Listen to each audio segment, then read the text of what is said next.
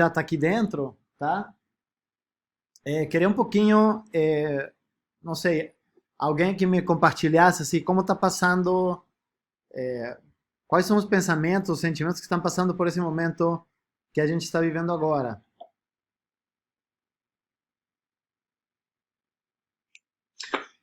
Incertezas. Incertezas, sim. Profundas, assim, e pelo andar da carruagem, acho que é um horizonte bem negativo, pelo menos, né? Nesses meses, ao meu ver. Uhum.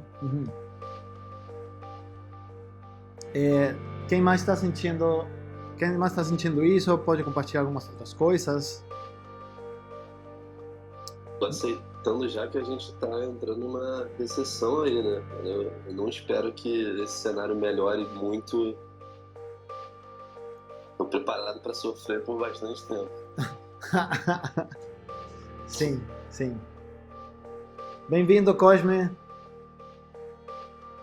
Que bom. Obrigado, Dani. Que bom que tá aí. Conseguiu fazer a sua janta? Consegui, cara. Tá ótimo aqui. Que bom. Eu tô aqui também com... né? Se a gente já tá molhado, vamos se molhar direito. Bem-vindo, Guto.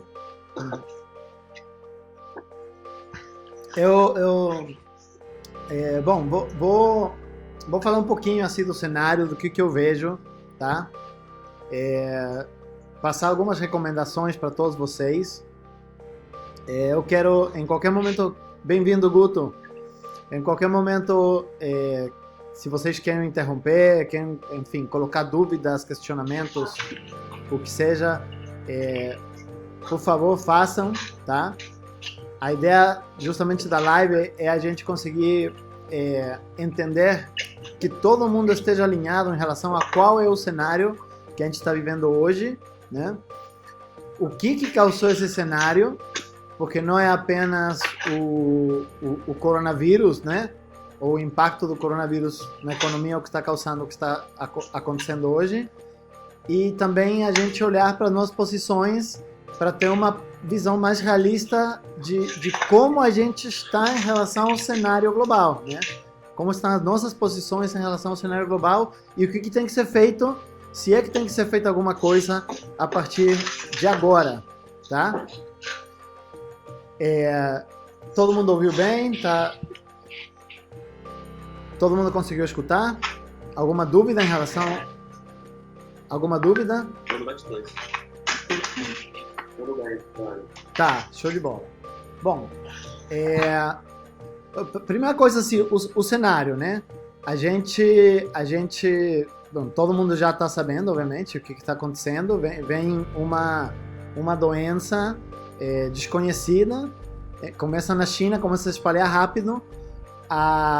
Se a gente olhar para os números reais, né, o número de infectados proporcionalmente, assim, em termos de proporcionalidade, ainda é muito baixo. O problema da doença é que ela consegue se espalhar muito rápido e o vírus ele consegue viver por muito tempo fora do organismo.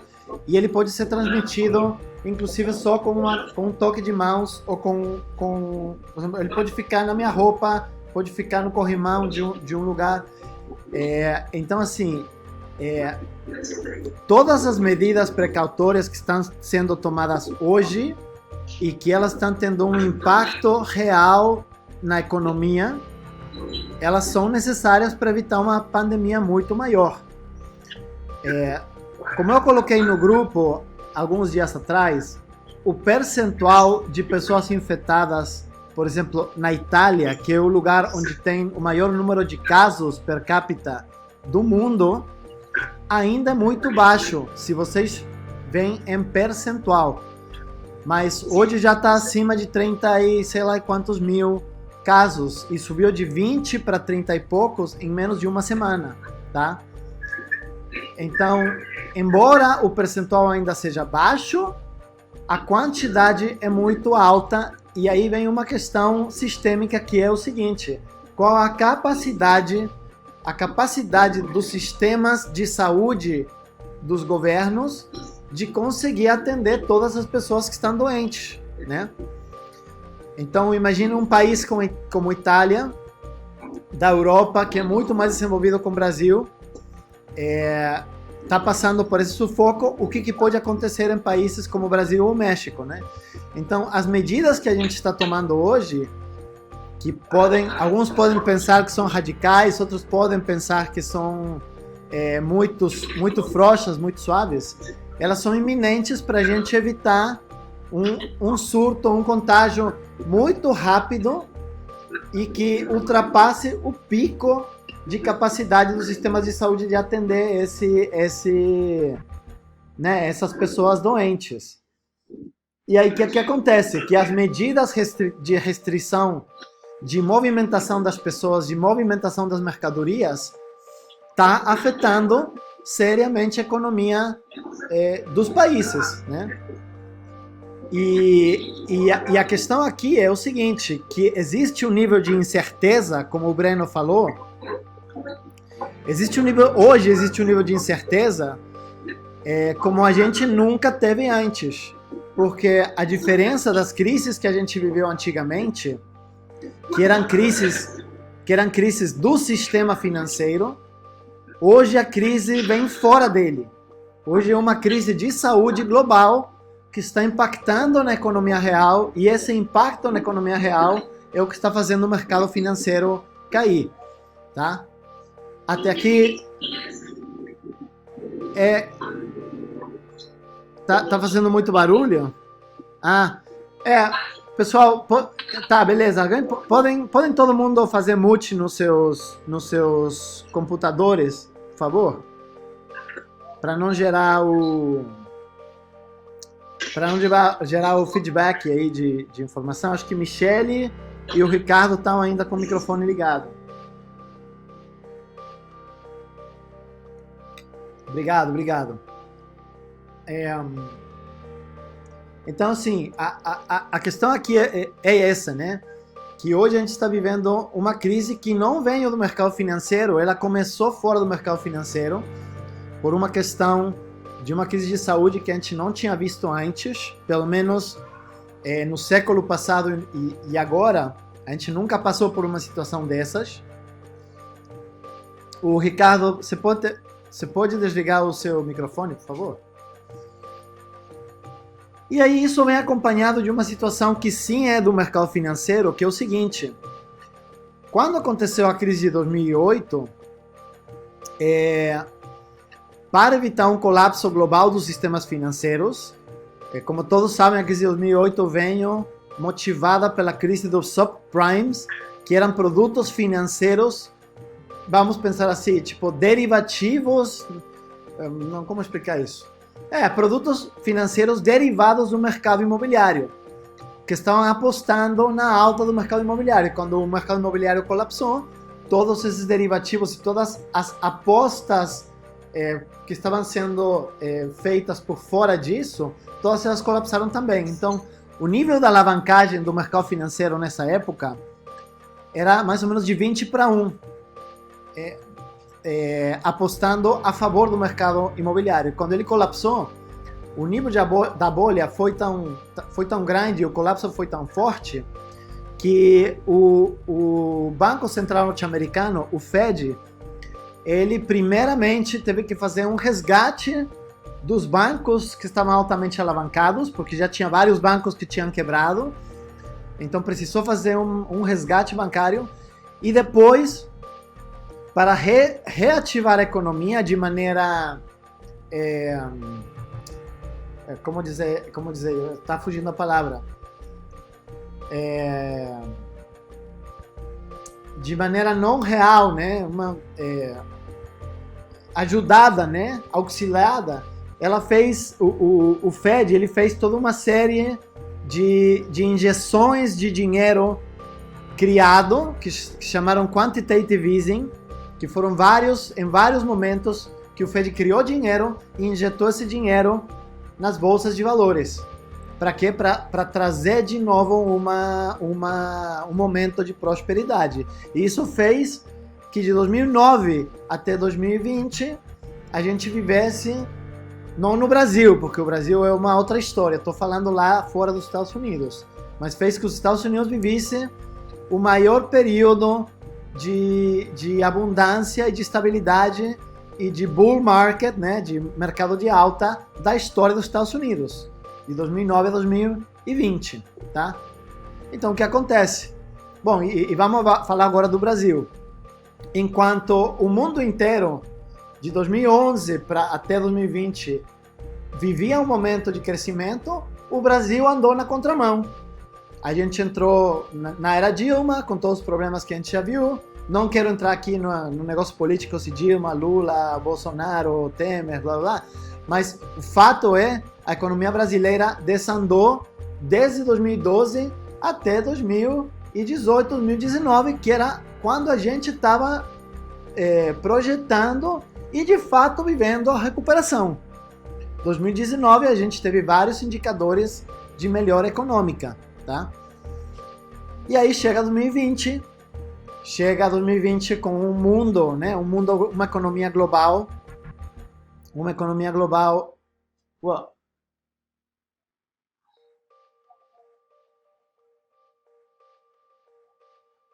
Como assim tá cheia?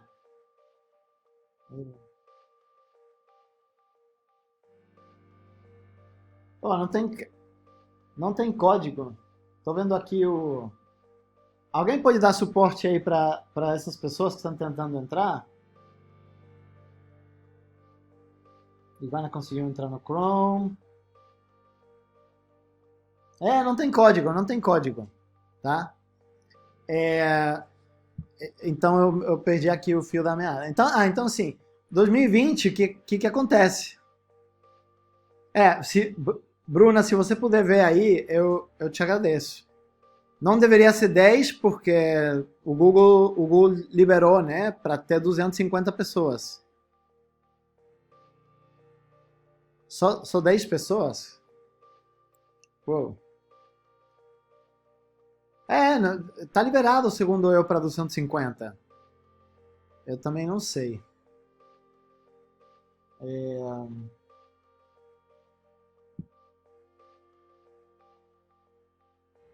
O que eu faço aqui?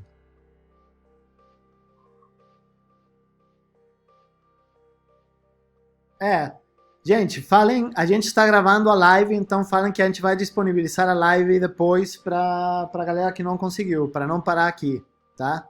E se, Bruna, se você puder me dar um help aí, eu te agradeço, tá? Então, sim, então chega 2020, onde a gente tem, por um lado, os países desenvolvidos, né, a Europa, Estados Unidos, entrando num processo de esfriamento econômico e o Brasil entrando na contramão, começando a ter um auge, não auge, não falaria, mas começando a sair da recessão econômica que a gente viveu. E aí chega coronavírus na China, é uma coisa que ninguém acredita que vai se espalhar dessa maneira, com tanta velocidade, e embora ela não seja uma doença tão letal quanto as outras que a gente já viveu antes, ela já conseguiu se espalhar muito mais do que as outras doenças. E o ritmo de crescimento dela, embora não tenha também a capacidade de disseminação por pessoa que tiveram outras doenças, pelo fato dela poder ficar incubada por muito tempo dentro da pessoa, e pelo fato dela conseguir sobreviver por bastante tempo, até várias horas, no ambiente externo, se as condições são bacanas. Então isso fez que, enfim, os governos internacionais, depois de ver o que aconteceu na China, depois de ver o que aconteceu na Itália, e o que está acontecendo na Itália, tomassem medidas muito mais rigorosas para evitar que essa doença continue se espalhando. E aí que vem, então, de fato, o impacto real na economia.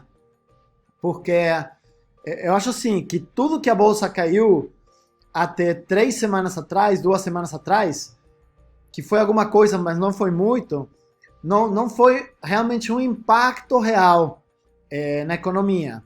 Obviamente, as empresas exportadoras sim, porque China fechou as fronteiras e China fechando as fronteiras, muita coisa, não, por exemplo, Suzano, Vale, Gerdau, muitas empresas que são exportadoras, que exportam para a China, para as exportações, e aí já começou a ter um impacto real na economia brasileira. Mas o impacto real a gente está começando a sentir agora. Por quê? Porque agora tem uma restrição de mobilidade, né? Onde a gente está, por sei lá quanto tempo, varados em casa, para evitar que a doença se espalhe. E aí vem a questão da incerteza. Qual que é a incerteza?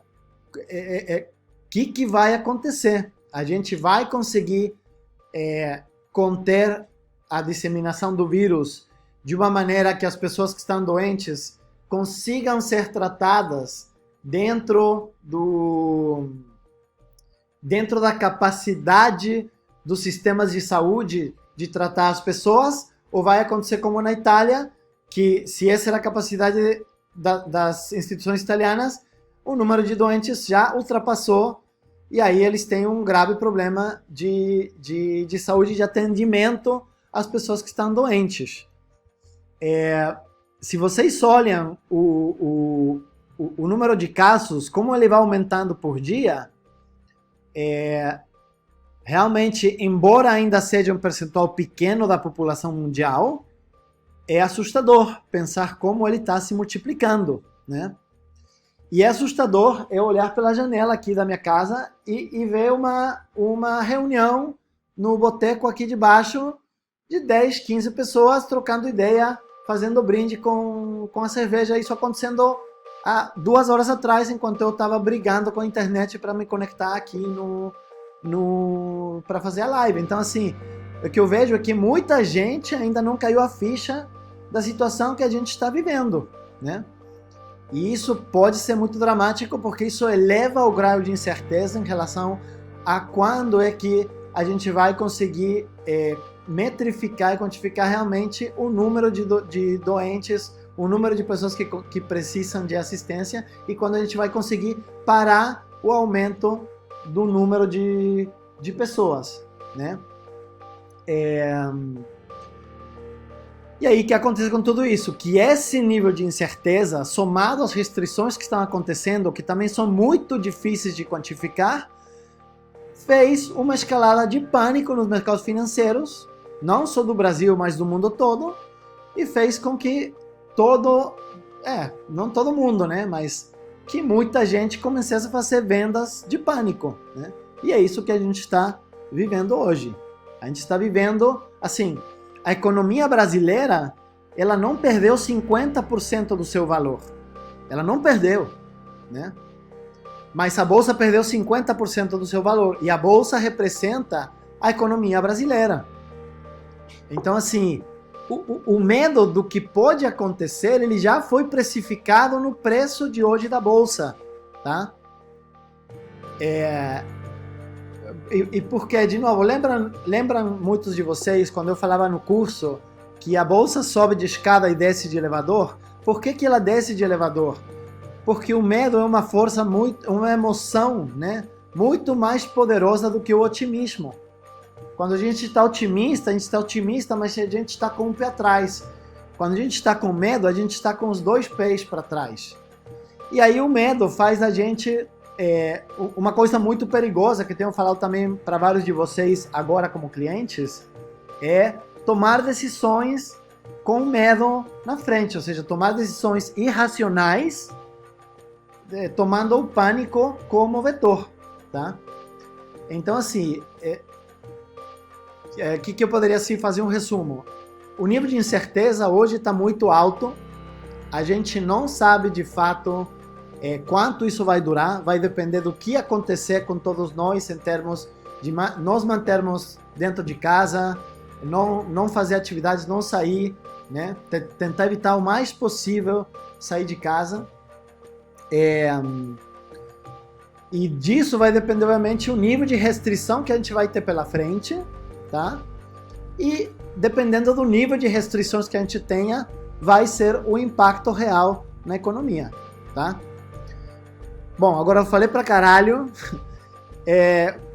vocês têm alguma dúvida? Querem fazer alguma pergunta em relação a tudo que eu falei agora?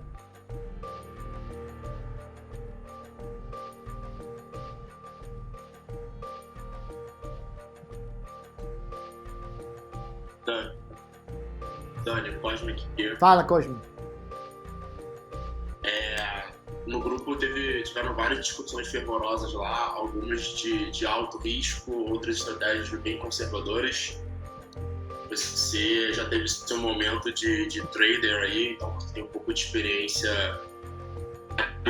não tão complexos como os atuais. Mas eu queria saber de você e que estratégias que a gente pode tomar baseado em um perfil talvez mais conservador, mais arriscado. Conselho para a pessoa que colocou boa parte em ações e no bull market e agora ela tá vendo essa porrada de cima para baixo aí. Sim. Bom. Que rotas ela pode pegar agora? Tá, ótima pergunta, cara. A primeira coisa que eu falaria aqui é o seguinte. Cada um de vocês, quando investiu seu dinheiro, eu também, quando investi meu dinheiro, vocês conheciam qual era o risco de curto, de médio e de longo, né? Muitos de vocês, a grande maioria de vocês, criou uma carteira diversificada colocando o que vocês precisavam de caixa no fundo de emergência, né? E vocês pensando nos seus objetivos reais de vida, né? Eu quero, sei lá, eu vou viajar para tal lugar em tal momento, eu quero comprar um apartamento em tal lugar. Pô, eu tô com esse dinheiro que não preciso no curto prazo. O que eu vou fazer com ele? Eu quero entrar na bolsa. Beleza. Então, assim, a primeira pergunta que cada um de vocês tem que se fazer é: mudou alguma coisa na minha vida hoje? Ou seja, esta crise está mudando alguma coisa na minha vida e nos meus objetivos? Se sim, então vocês têm que rever a carteira urgente. Tá? Se nada mudou nos seus objetivos, na sua necessidade de liquidez de curto prazo, tá? Se nada mudou na sua relação com o emprego, e eu vou falar uma coisa aqui, tá? Eu não acho, para como estou vendo as coisas, que os objetivos de todos vocês, ou pelo menos de alguns de vocês, não tenham que ser revistos por conta do que está acontecendo, tá? Eu vou dar o exemplo meu. Hoje eu estaria dando a primeira aula do meu curso de Finanças e Investimentos Inteligentes de março. Hoje agora estaria recolhendo minhas coisas, já agradecendo todo mundo pela primeira aula e voltando aqui para casa. O curso foi adiado sem saber quando ele vai ser, quando vai acontecer de novo. Já estávamos programando o curso de abril cancelado. Então, assim, a gente está se reestruturando para pensar curso online, ver de que outras maneiras a gente consegue gerar caixa, fluxo de caixa de curto prazo, porque curso presencial, para mim, acabou, né? Pelo menos por agora. Então, assim, o cenário que a gente está vivendo agora faz que a gente se pergunte, primeiramente, se os nossos objetivos, se as nossas necessidades de curto prazo estão bem atendidas, baseado no novo cenário que a gente está vendo, tá? E se não, então sim, fazer uma reavaliação da carteira para ver de onde eu resgato para proteger meu curto prazo. Isso é muito importante agora, gente. Tá? Porque, de novo, por quê? Pelo nível de incerteza, tá? Então, beleza. Então, cara, normalmente eu gasto R$5.000. Então, assim, eu tinha deixado só 3 meses de fundo de emergência, eu só tinha R$15.000 de fundo de emergência porque estava tranquilo. Agora a coisa não está tranquila. Então, talvez valha a pena você repensar se você não precisa deixar 5 ou 6 meses de fundo de emergência aí no investimento completamente conservador. Agora, nada disso mudou, você está exatamente com os mesmos objetivos, né? você não precisa de dinheiro de médio, de longo prazo agora, e você está com teu curto prazo garantido num nível de segurança mais ou menos maneiro no teu emprego, etc. Então, assim, não vejo, tá? Não vejo porque agora você deveria fazer uma mudança radical. Por quê? Porque quando você entrou e fez essa carteira e fez esses investimentos, você tinha ciência que a grana que você estava colocando no longo prazo era de longo prazo, né? E que a grana de médio prazo era de médio prazo. E provavelmente, como você fez o curso, você fez uma boa diversificação entre risco de liquidez via CDBs, COIs, blá blá, e risco de mercado.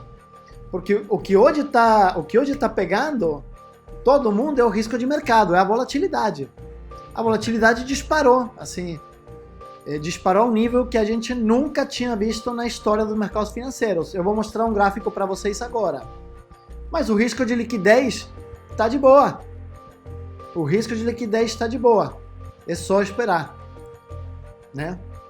Obviamente, cara, esse negócio saiu do controle, virou pandemia, Brasil ficou fechado por 2 anos, bancos quebraram, cara, aí essa história que eu falei, né? No caso de uma guerra civil aqui, já era, cara. Pega a tua mala e tenta fugir pro mato, porque agora nem dá para fugir para Europa, sacou? Mas a gente ainda tá muito distante desse cenário. Não quero que vocês fiquem apavorados. O que eu quero dizer é o seguinte: se o cenário de médio e de longo prazo não mudaram, não vejo por que nesse momento você tenha que fazer uma mudança radical. Uma mudança radical da tua posição, tá? Porque você, quando criou ela, você sabia, estava ciente de que o longo prazo assume risco de volatilidade. Talvez você não imaginava, como muitos de nós, que poderia ter uma despencada desse nível, porque nunca aconteceu. E, assim, na velocidade com que essa crise está chegando, e na intensidade, isso nunca tinha sido vivido antes, né? Então não tinha como alguém prever uma coisa dessas. Mas você sabia que o risco estava lá. E a grana do longo prazo era a grana que você não precisa agora. Então, se você não precisa agora, por que você vai fazer uma grande movimentação nesse momento, né? Grande. Tem coisas pequenas que podem ser feitas. E a gente vai falar disso daqui a pouco. Mas, então assim, pensando o que você falou, Cosme, dos 3 perfis, o perfil conservador, ele tá tranquilo, né? O cara que só botou 5% em bolsa, 10% em bolsa, né? Ele na verdade está na melhor posição de todos, porque ele está ainda com 90% de patrimônio protegido para entrar agora, para fazer um rebalanceamento da carteira, né? E esse 10 provavelmente agora virou 5 e esse 90 virou 95, então ele vai pegar 5 e vai realocar na renda variável. Se ele não quiser mudar para um perfil mais arrojado, ou seja, se ele quiser manter o perfil conservador, ele tira 5 e bota 5 na renda variável e pronto, acabou, rebalanceou, e daqui a pouco, daqui a 1 ano, 2 anos, 3 anos, esse 10 vai virar 20 ou 30, né? Porque ele pegou a renda variável muito barata. O cara moderado, que botou 30%, 40%, né, em bolsa, ele está sofrendo mais. Mas ele também está com um colchão grande na renda fixa, né? Um investimento conservador que permite ele também fazer um rebalanceamento da carteira. Agora, para esse cara que tem uma exposição maior na bolsa, eu não sei se agora é o momento de rebalancear. De novo, por quê? Pelo nível de incerteza que a gente está tendo lá na frente, tá? Então, assim, talvez valha a pena você começar já com o Ibovespa, agora que caiu a 63 mil pontos, lá, começar a pensar de novo em fazer entradas bem gradativas, bem parciais, resgatando um pouquinho da renda fixa e colocando um pouquinho na renda variável, mas entendendo que é bem provável que continue caindo por mais um tempo até a gente ter um maior nível de certeza do que vai acontecer com as restrições de pessoas e com a doença aqui no Brasil, né? E no mundo também, tá? E agora o perfil agressivo, que aqui a gente tem algumas pessoas com perfil agressivo também, quem colocou 80, 90% da grana na renda variável. Por quê? Porque estava morando com os pais, porque, não sei, se considerou senhor perigo, enfim, ficou de olho grande com a renda variável, né? Bom, aí essa pessoa vai ter que segurar o tranco, cara. Vai ter que segurar o tranco por quê? Porque ela está hoje com pouco caixa, né? Parece segurando a mão de Deus. Ele vai estar com pouco caixa para poder rebalancear agora a carteira. Imagina, se ele estava com uma exposição de 80%, 90% da carteira, ele perdeu 40% do patrimônio até hoje, né? Então, assim, ele está realmente, de todos, ele que está na pior posição.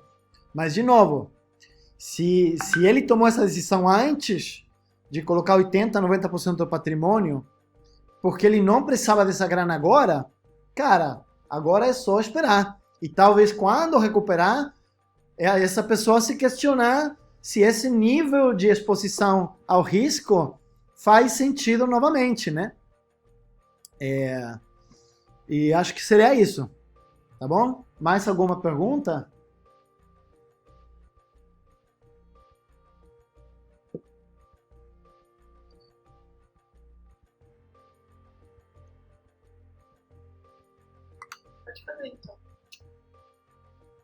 Ah, esse aí conta por 2.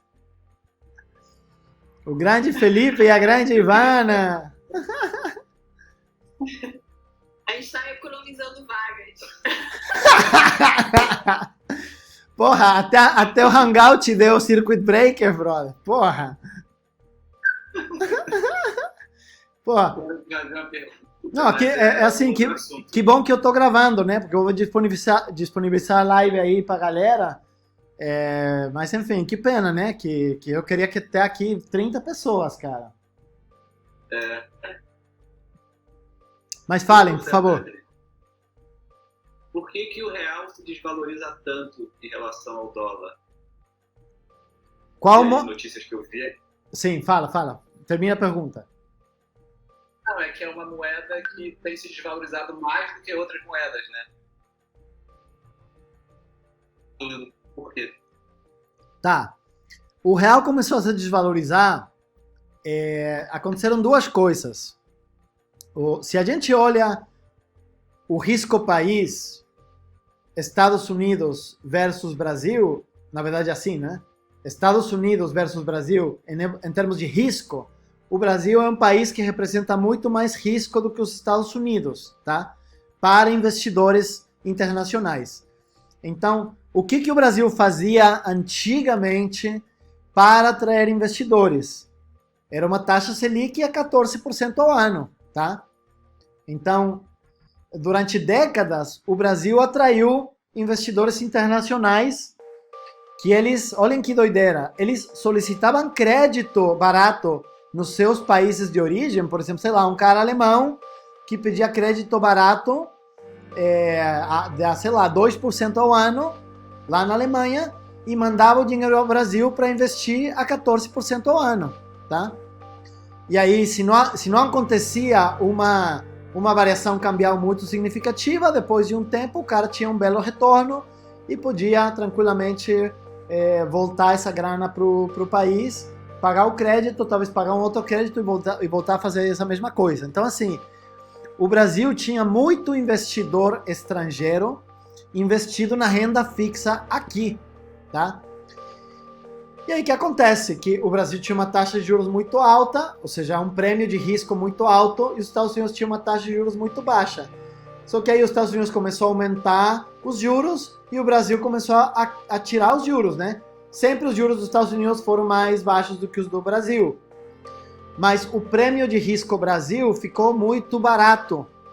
E aí isso fez com que muita gente que tinha bilhões de dólares investidos no Brasil resgatasse suas posições em reais e, para levar o dinheiro para fora, comprasse dólares. Então aumentou a demanda de dólar e fez o dólar encarecer.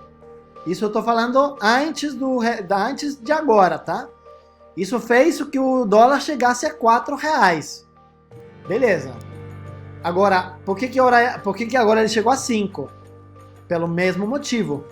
Só que agora em um nível muito mais rápido.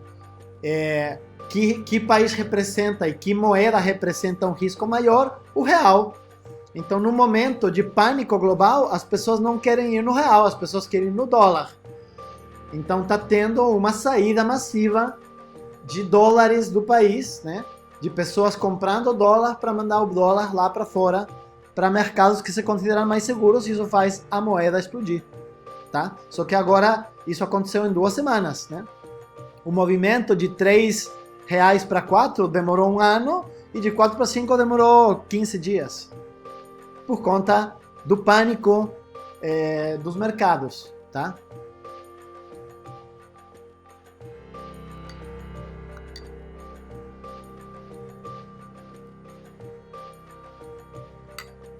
Quem mais? Dani, eu tenho uma pergunta, Dani. Alguém pode falar que... 1, 2, 3, 4, 5, 6, 7, 8, 9. Alguém pode falar aí que acha que tem uma vaga aí para a pessoa entrar? Para o geral entrar? Aí eu escrevo aqui.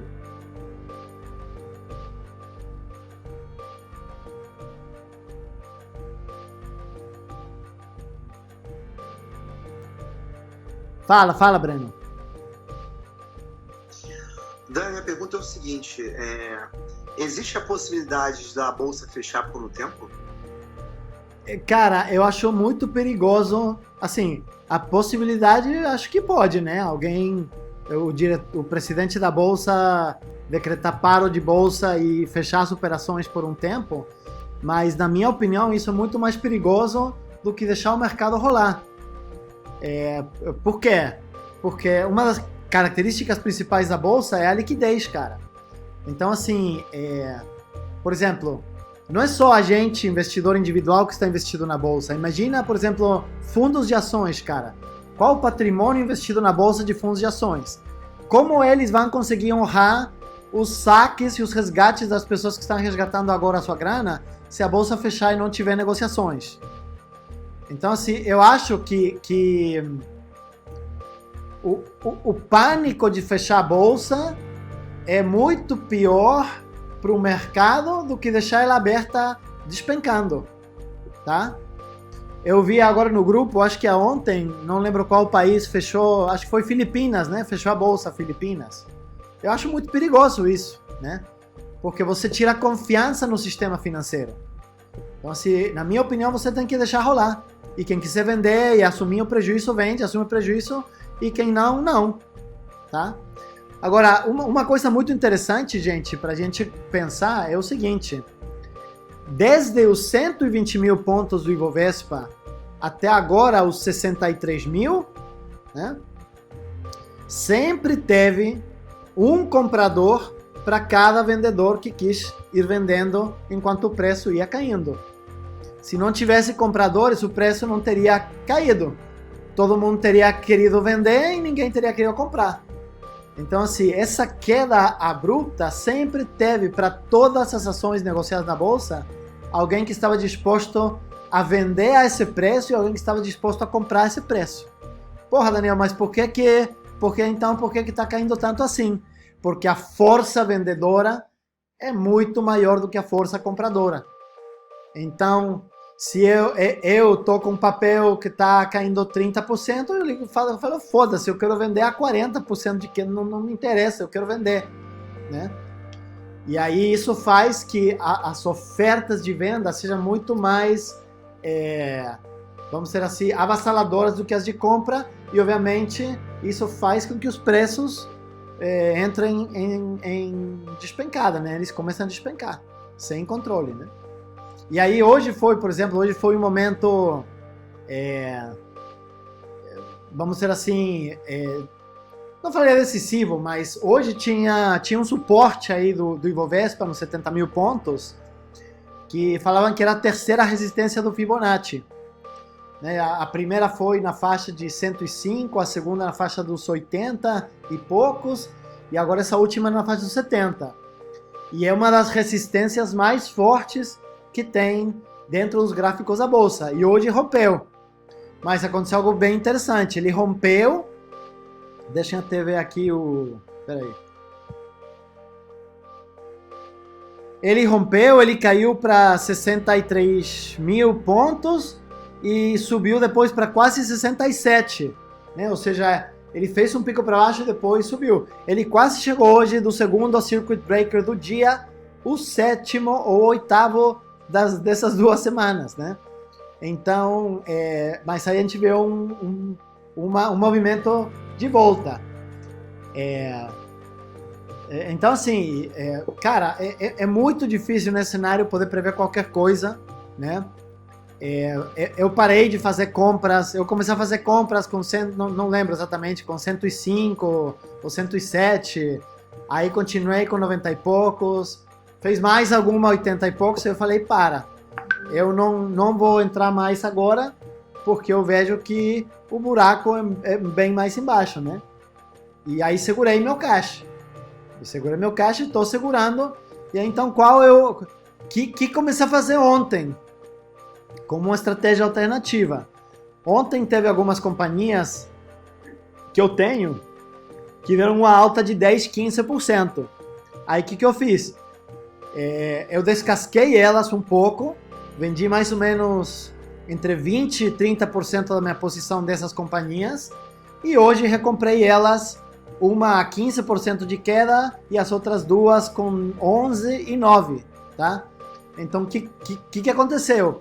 Eu, pelo mesmo preço de venda de ontem, eu consegui recomprar mais ações. Ou seja, embora eu tenha perdido valor em reais, eu aumentei um pouquinho a minha posição, tá? Gastando 0. Ou seja, com 0 cash, eu aumentei a minha posição. Então, eu vou começar a fazer a partir de agora essa estratégia, porque eu estou vendo uns níveis de volatilidade muito altos, né? Um dia cai 10, outro dia sobe 9, no outro dia cai 15, no outro dia sobe 8, já teve um dia que subiu quase 15%, né? Então, assim, a tendência é de queda, mas não quer dizer que todos os dias vão ser sangue no mercado. Então, o meu novo bom vai ser da grana que eu já tenho exposta na bolsa. Eu vou ver que dia as companhias estão tendo uma boa performance e eu vou descascar um pouco a minha posição dessas melhores empresas para reentrar lá depois, assumindo que elas vão cair depois também. E dessa maneira, mesmo em reais eu tendo uma perda de valor patrimonial, eu estou aumentando a minha posição a custo 0, né? É isso. Abra aí de novo para perguntas.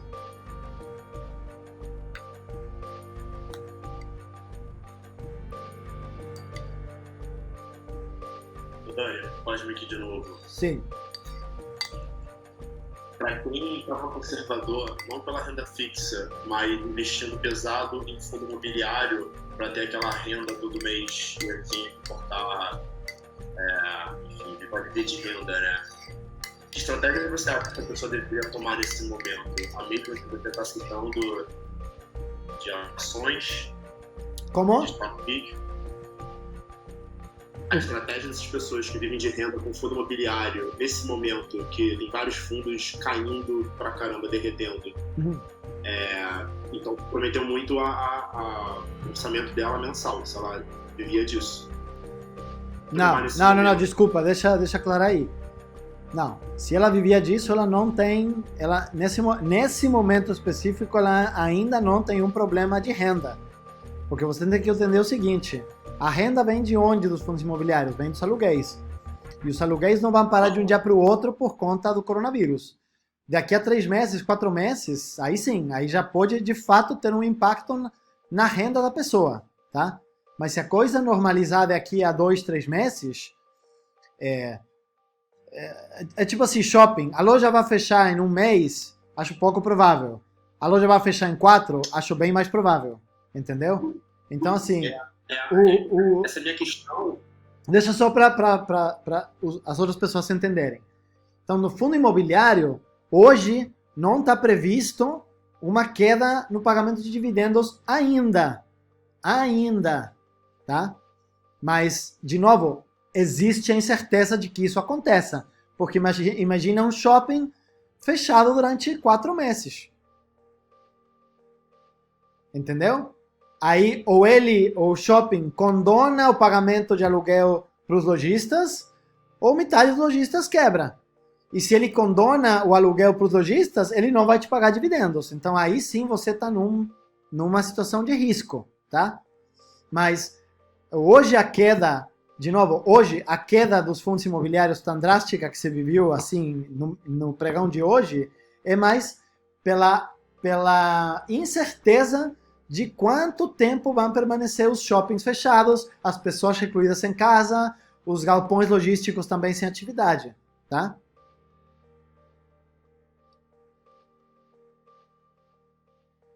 Tá, é porque essa minha pergunta é muito conectada com, acho que teve uns 3 shoppings fechados recentemente.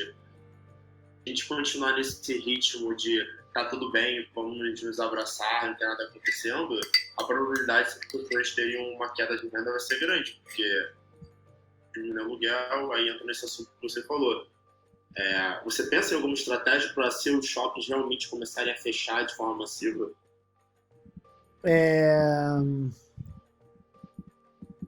Em termos de quê? De vender minha posição de fundo imobiliário? Sentido para essa pessoa que é conservadora? Olha só, se a pessoa... Aí deixa eu também te corrigir. Se a pessoa é conservadora, ela não deveria colocar mais de 10% em renda variável. E fundo imobiliário é renda variável. E ele não devia ter colocado 10%, ou seja, desse 10% ele não devia ter colocado 100% em fundo imobiliário. Porque está apenas assumindo o risco dos imóveis. Então, assim, se a pessoa era conservadora e colocou 10% em bolsa, ela deveria ter colocado alguma coisa em ações, alguma coisa em fundos imobiliários, sim, claro, e não devia ter colocado tudo em fundo imobiliário de shopping, né? A grande vantagem dos fundos imobiliários é que você com R$100 consegue comprar uma cota de um fundo, ou até mais.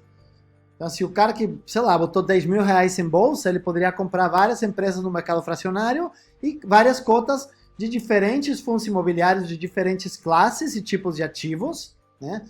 Fundo de logística, fundo de shopping, fundo de laje corporativa, enfim, fundo de hospital, que com certeza fundo de hospital não vai ter problema nenhum agora, né? Então, assim, se alguma pessoa conservadora colocou toda a sua grana na renda variável em fundo de shopping, cara, ela tem que repensar isso aí, né? E claramente, se a crise durar tipo 4, 5 meses com shopping fechado, corre-se o risco, sim, da pessoa não começar a não receber aluguéis, ou seja, não receber dividendos, porque muito provavelmente o shopping vai parar de receber aluguéis, né? Mas, de novo, Cosme, esse cenário ainda está distante, tá? É uma possibilidade futura, mas não é a maior probabilidade nesse momento, tá? Só que o mercado ele já precifica essa possibilidade e amplifica ela como se fosse uma probabilidade muito mais real do que realmente pode acontecer, tá? Entendi, faz sentido. Já pensei em umas soluções aqui, mas faz todo sentido.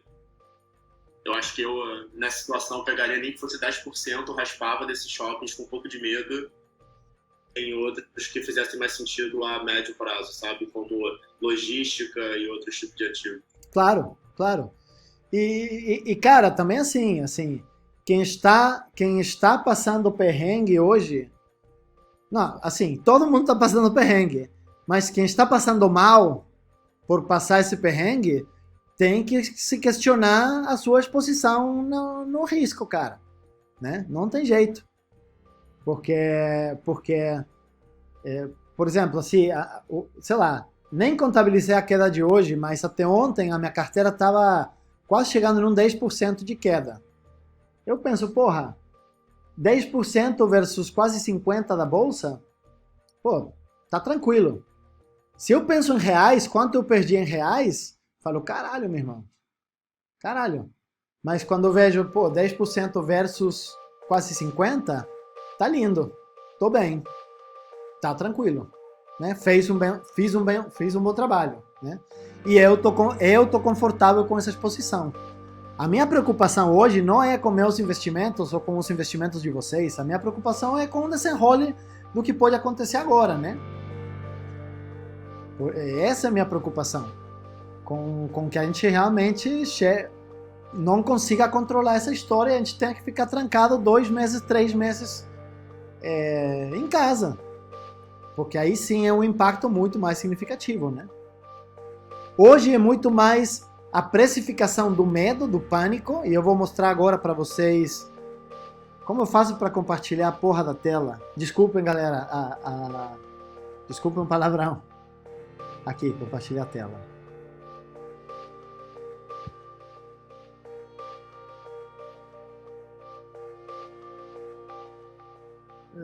Select window or screen.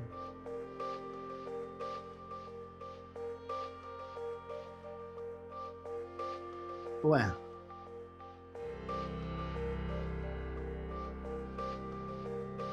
Entire screen. Perfeito.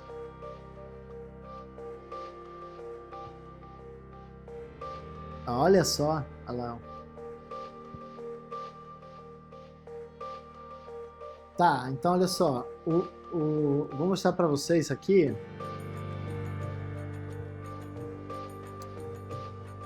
Todo mundo consegue enxergar esse gráfico aqui? Caraca, alguém pode... É que não estou enxergando você... Sim. Todo mundo... Tá enxergando sim. Tá conseguindo enxergar? Sim. Tá, show de bola. Vou fazer ele maior. Show. Esse troço aqui, gente, ele é um indicador, é um índice que é Standard & Poor's 500 VIX. O que é o VIX? É o Volatility Index. Ele é um indicador, é um sensor, é o melhor termômetro do medo do mercado internacional. Na verdade, é do medo do mercado lá nos Estados Unidos, né? E o que acontece? Quando existe um grande pânico dos mercados, a volatilidade aumenta drasticamente e esse índice aumenta drasticamente também, tá? Então, eu quero que vocês vejam o seguinte... A crise de 1999, a crise do .com, foi essa crise aqui, né? 2000, 2001. O Volatility Index chegou a 29, aqui 30... peraí. 33. Beleza. Aí esse pico aqui eu não sei o que foi, 2002. Aí olha só, chegou aqui... 2008, né? O ápice da crise de 2008, ele chegou a 59, foi a máxima. Só que ele demorou, se vocês enxergam aqui, de estar mais ou menos nessa vamos colocar aqui, de maio mais ou menos, né? Ele demorou de maio de 2008 até outubro de 2008 para chegar em 59. E aqui a gente foi de dezembro, na verdade de janeiro, né? Janeiro de 2020, que estava em 18, um nível ainda considerado muito baixo, e em 2 meses ele explodiu para 76,45, tá? Então o que esse índice de volatilidade quer dizer? Que o mundo entrou em pânico. Em pânico. Por quê? Porque pela primeira vez a gente está enfrentando uma crise de saúde e não uma crise do mercado financeiro, né? E como é uma crise de saúde, o grau de incerteza é tal que as pessoas estão absolutamente apavoradas. E como eu falei no início da conversa, quando as pessoas estão apavoradas, elas tomam atitudes irracionais, tá? Então assim, eu acho que a bolsa está barata. Com visão de longo prazo, a bolsa está barata, sem dúvida. Não tenha dúvida disso. Bolsa agora cotizar 63 mil pontos, está muito barata. Agora, ela pode chegar em 50? Pode. Ela pode chegar em 45? Pode. Pode chegar a 40? Cara, pode. O nível de incerteza é tal que a gente não tem mais como quantificar e criar uma métrica de qual é o fundo do poço de todo esse negócio. Então, assim, por isso que é muito difícil dar uma recomendação para se fazer qualquer coisa, né? É como falam aqui. Eu vou fazer o que fazem os peixes embaixo da água. E sabem o que eles fazem?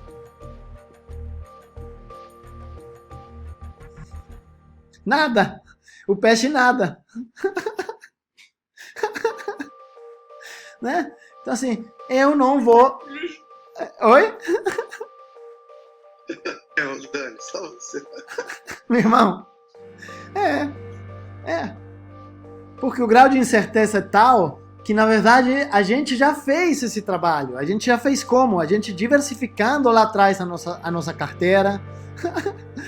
A gente intentando atrelar investimento objetivo de vida, né? Diversificando entre risco de crédito, risco de liquidez e risco de mercado. Então, fazendo uma boa diversificação. E o risco de mercado diversificando entre diferentes tipos de ativos também. Então, assim, o trabalho prévio foi bem feito, né? Enfim, conheço quase os casos de todos vocês. Tem alguns que talvez não sejam clientes, mas quem é cliente, a gente fez um bom trabalho, né? Cada um assumiu o nível de exposição que queria assumir. Então, assim, não tem por que agora estar se lamentando, tá sofrendo. Se está sofrendo é porque alguma coisa foi feita erradamente lá atrás. Talvez o nível de exposição foi muito alto, ou era difícil prever uma coisa assim, né? Mas eu acho, cara, também que essa crise, cara, vai formar a gente muito melhor, assim. Vai deixar todo mundo dentro do mercado muito mais forte para os enfrentamentos futuros, assim. Não, a gente não está passando por uma... Não é um docinho que a gente está passando. A gente está passando realmente por uma situação... Claro, uma experiência única, cara, né? Nem a crise de 2008. Eu vou mostrar aqui o Ibovespa para vocês verem uma parada aqui. Isso aqui é o Ibovespa, né? Cada linha é um dia de negociação. Isso é hoje, né? O que eu falava, olha aqui como chegou na resistência dos 70 mil pontos, ficou nesse pregão aqui, ela caiu, mas deu um rebote, aí depois veio essa grande alta de quase 15% da bolsa nesse dia, aí de novo, pum, despencou. Aí ontem ela subiu de novo, chegou a atingir 10% de alta e fechou mais ou menos em 6%. E aí hoje já, por todo o cenário internacional, ele abriu, conseguiu resistir um pouco aqui o limite dos 70 e aí ele, pum, despencou. Mas ele despencou e depois subiu de novo e fechou em mais ou menos 10% de queda, tá? Agora, isso aqui parece... é forte, mas quando a gente afastar esse gráfico, olhem o nível da parada.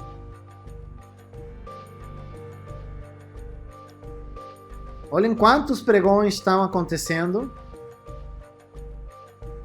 A gente já está chegando... Não apareceu nada aqui não, cara. Oi? Aqui na tela. Tá o quê? Porque não mudou a Não tá tela. aparecendo aqui pra gente. Ah, Você não, dá um zoom out aí, ó. não tá aparecendo para vocês? E agora? Não ainda. Ué, Parece que parou o compartilhamento. não. E aí, foi? Voltou. É isso? Estão vendo esse gráfico? Sim. Beleza. Então o que eu quero... Eu tava mostrando ele no início, aqui.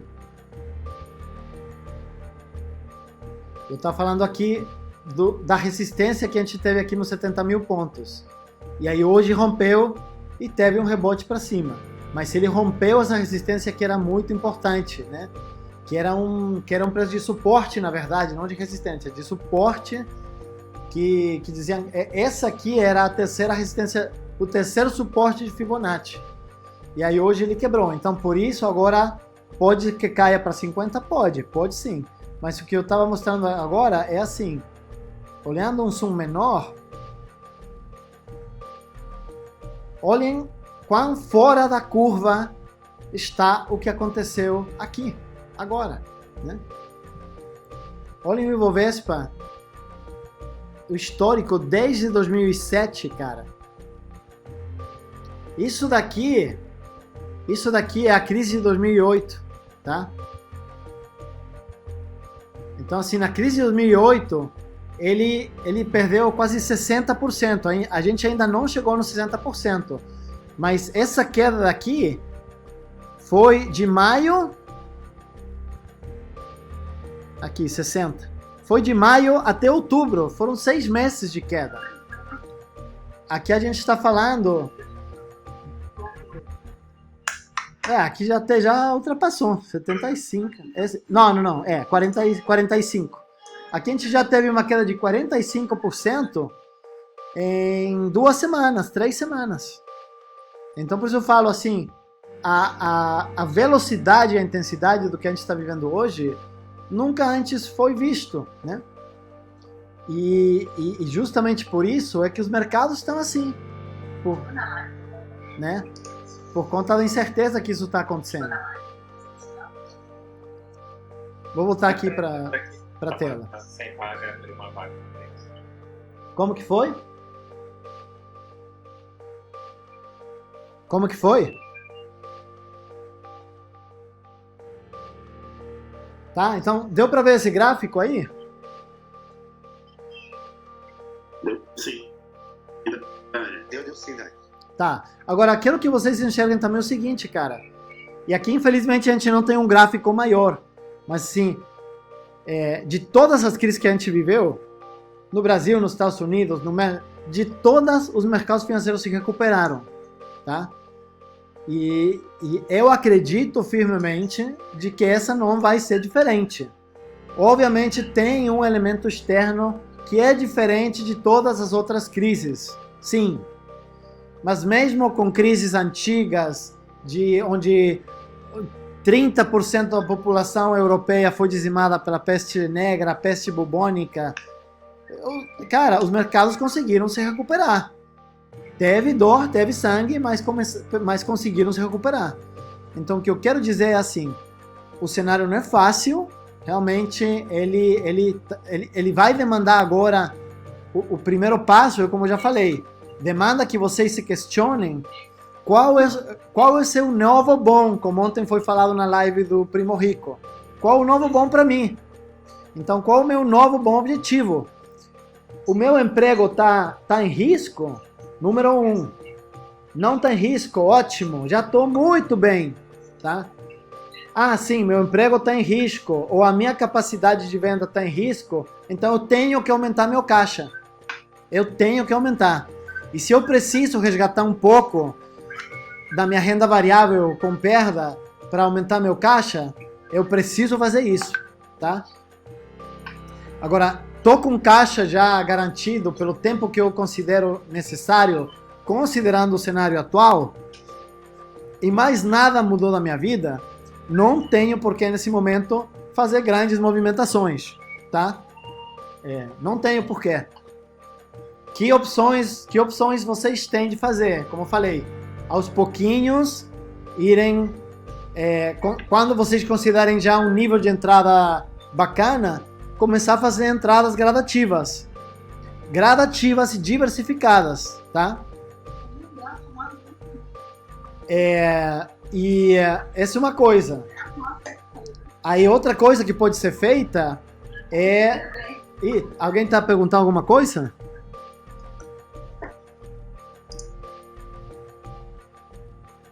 Acho que não, né? Sim. Oi? Pode falar. O fone de alguém está aberto. Sou eu, tá me ouvindo? Tô. Quem é? É Michele. Oi, Michele. Olá, tudo bem? Tudo, e você? Quem está impactando muito a Bolsa é principalmente o externo. Não externo, é a crise mundial como um todo. Então, assim, quando abre nossa Bolsa, a gente já consegue ter uma noção de PIX, do S&P, a gente já consegue ter uma noção de como vai ser o mercado. E fora isso, também tem alguns setores... Não acho que você consiga... Por exemplo, a Bolsa 3 dias atrás ou 4 dias atrás, abriu com ganho de 15, caiu para 0 no mesmo pregão e voltou para 15 no mesmo dia. Ou seja, abriu com mais 15, voltou para 0 e voltou para mais 15. Entendem? Isso representa isso representa uma queda de 30% em um dia. Um dia, sim. Isso, assim, tá completamente fora das margens normais de movimentação da bolsa. Então, não tem como prever. Não tem como prever. Tá? Porque a minha opinião é assim, do que você acha da estratégia de operar vendido? Em dias de principalmente, de repente, setores que continuam no isolamento, a BR Malls, aviação, temos uma perspectiva de queda maior nesses setores. O que você acha da estratégia de operar vendido? Eu acho que a estratégia de operar vendido é você hoje estar andando numa bicicleta e de repente os caras te botar numa Ferrari Fórmula 1 para correr a Fórmula 1 de São Paulo, cara. É isso que eu acho. Eu acho que você pode se ferrar feio. Muito, né? Muito. Entendi. Erro operacional, fazer, sei lá, sem querer você digitou, 1.000 ações, você queria vender 1.000, você vendeu 10.000, aí teve um dia de alta, esse dia de 15% para cima. Eu acho muito arriscado, assim, né?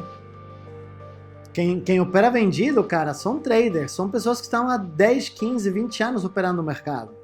Não é para amadores, não. Entendeu? Essa é a minha opinião. É a minha opinião. Gente, boa noite. Cheguei aqui agora há pouco, então desculpa se eu... Ok, obrigada. Uma coisa que vocês já falaram. Só um segundo, Betão, só um segundo. Deixa só complementar aqui uma coisa. Então, assim, operar vendido eu acho muito, muito perigoso.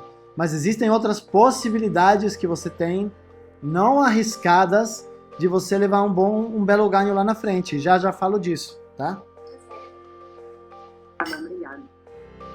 Fala, Betão. Então, a primeira coisa, assim, só lembrar que a Bolsa do Rio já foi tão grande quanto o Bovespa.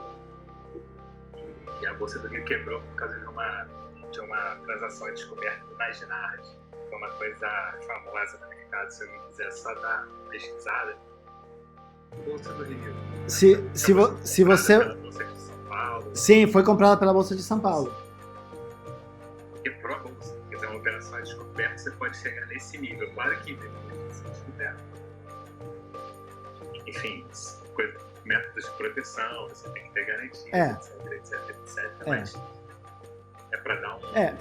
Hoje assim, as proteções que hoje tem no mercado financeiro são muito maiores das que tinha lá atrás, né?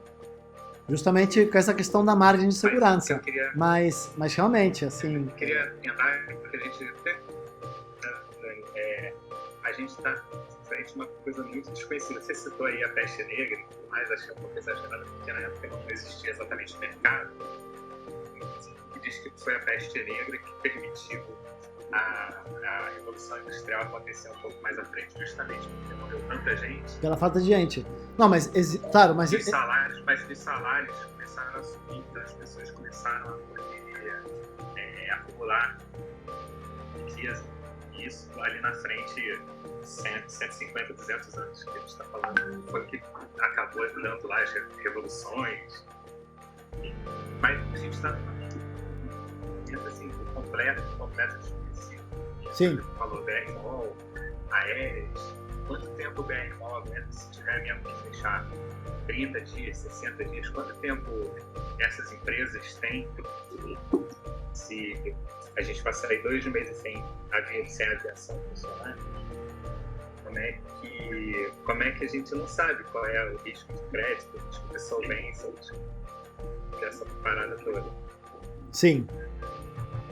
A gente... Essa aqui é a questão, a gente não sabe. Esse é o nível de incerteza que a gente tem nesse momento, né? Qual a capacidade das pessoas e das companhias de ficar 4 meses fechadas. Ou 3, ou 2, né? Exatamente. E E a questão é que o mercado ele já precificou isso, né? Essa possibilidade já está precificada hoje ao preço de hoje, assim, em muitas das companhias, né? A possibilidade delas não aguentar. Aí você tem esse bailout lá. Começando a fazer né? Sim. De cara, as pessoas estão mais Sim. na linha de frente. Sim. Por exemplo, assim, um elemento aqui, um elemento interessante, por exemplo, pensar nas empresas de energia elétrica, né?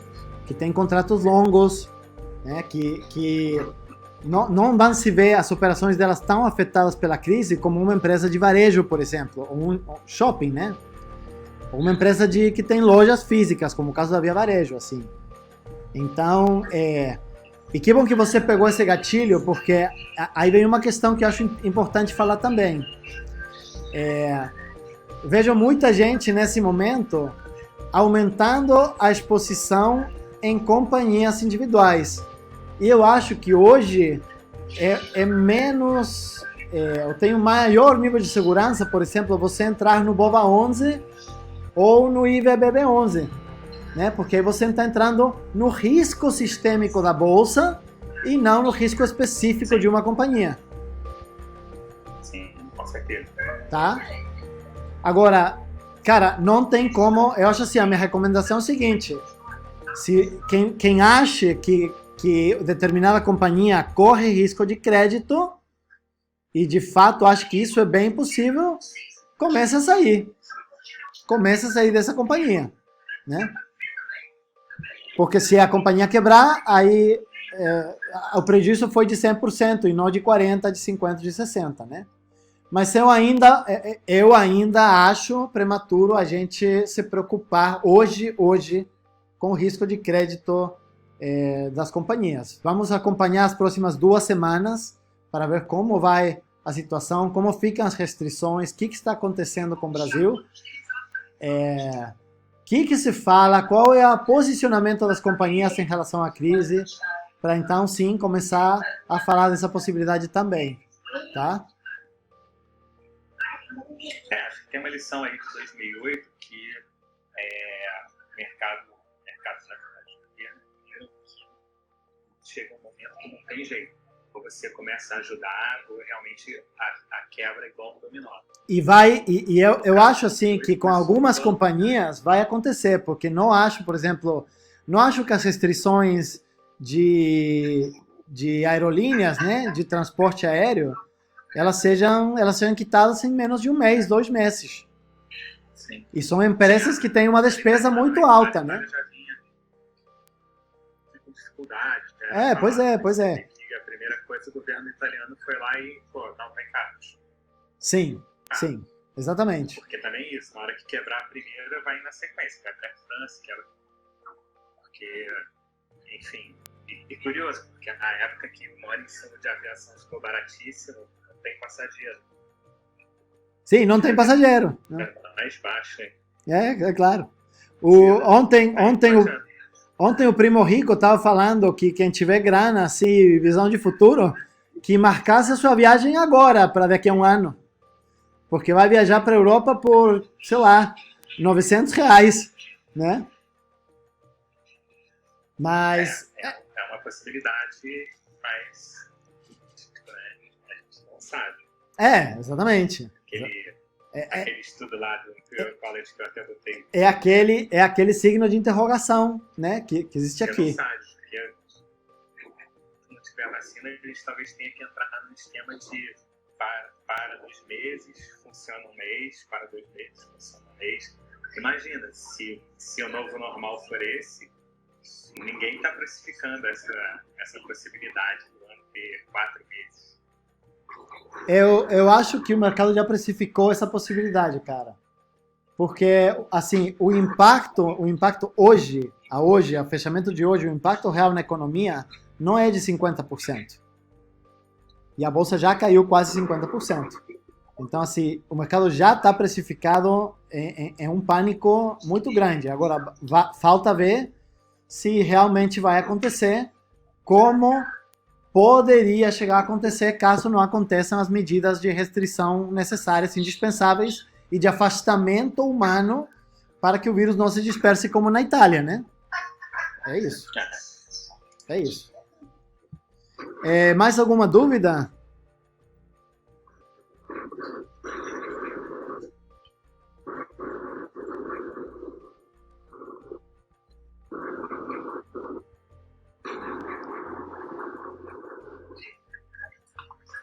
A galera já saiu, tá muito tímida. Não, eu tô aqui. Oi, Germania. Fala, Ricardo. Oi, oi. Então, e aí, tudo bem? Tudo. Tudo é. Ó, então, eu sou estudante aí de investimento. Tu já me conhece e, assim, tu sabe do meu caso, né? Eu sou daqueles alunos seus que estão na casa dos pais e que pegou, não é um dinheiro razoável, praticamente tudo em renda variável. A verdade é essa. Uhum. Foi assim, 90% em bolsa e 10% em fundo imobiliário. Em bolsa não foi só ação direta empresa, né? Foi investimento como a Alaska Black, como o ARX também. O dinheiro que eu tinha ali, reduzi quase metade. Foi o que você falou, caiu 50%. Sim, sabe? E até então, eu tinha muito esse pensamento, cara, estou investindo a longo prazo, é um dinheiro que eu não preciso e não conto, e graças a Deus eu não preciso contar dele agora. Uhum. Vejo que eu estou vendo na minha pele o que é perder, né? E daí você fica acompanhando e aquilo vai gerando um estresse, você fala, cara, o que eu devo fazer e tal. Claro. E eu tô... Bom, beleza. Mas o que eu pensei? Será que valia a pena, tipo, eu vender algumas posições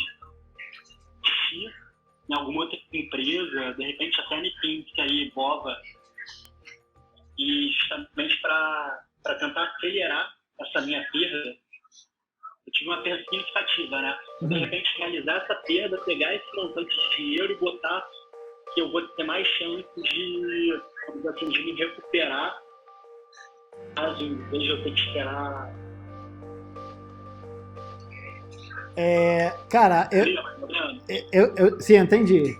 Eu te falaria o seguinte, assim, nesse momento, cara, fazer qualquer movimentação drástica não é recomendável, tá? Porque, não quero repetir, o nível de incerteza é tão alto que fazer qualquer coisa pode ser um tiro no pé para você. Agora, o que você pode fazer?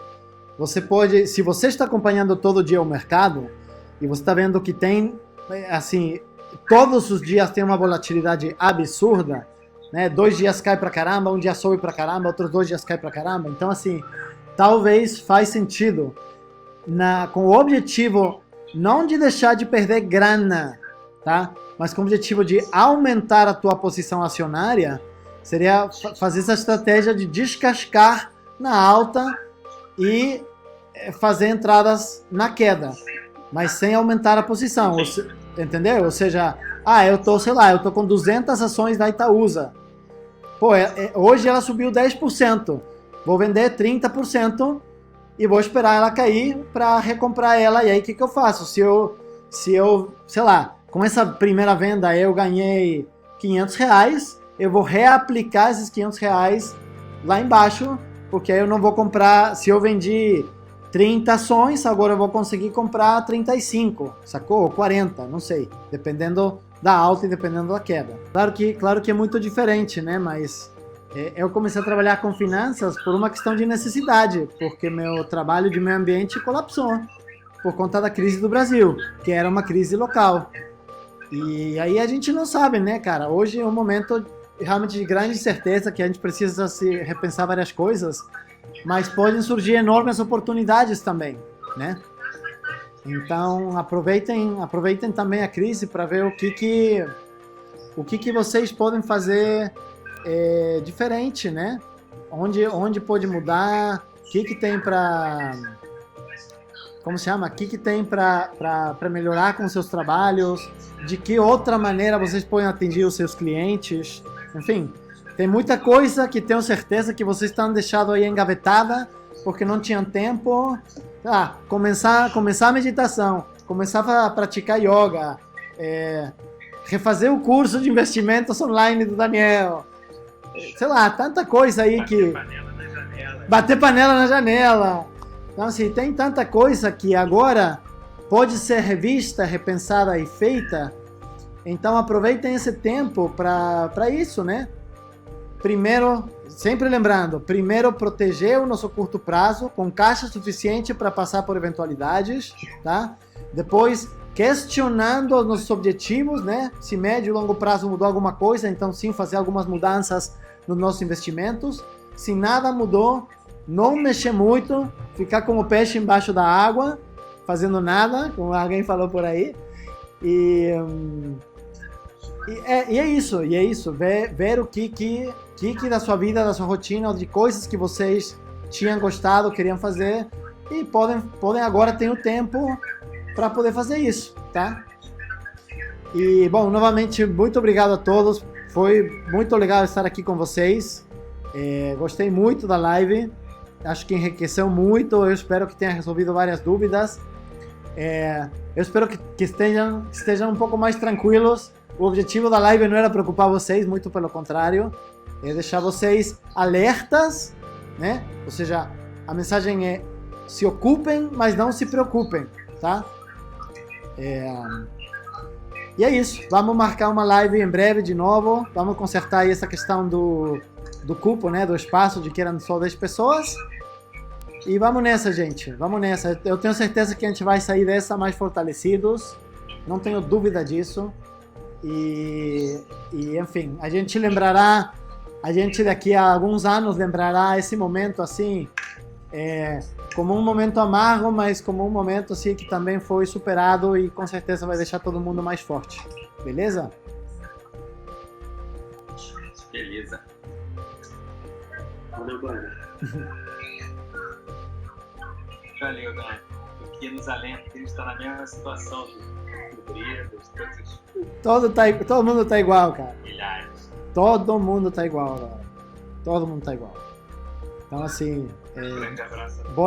bola pra frente e vamos nessa, tá?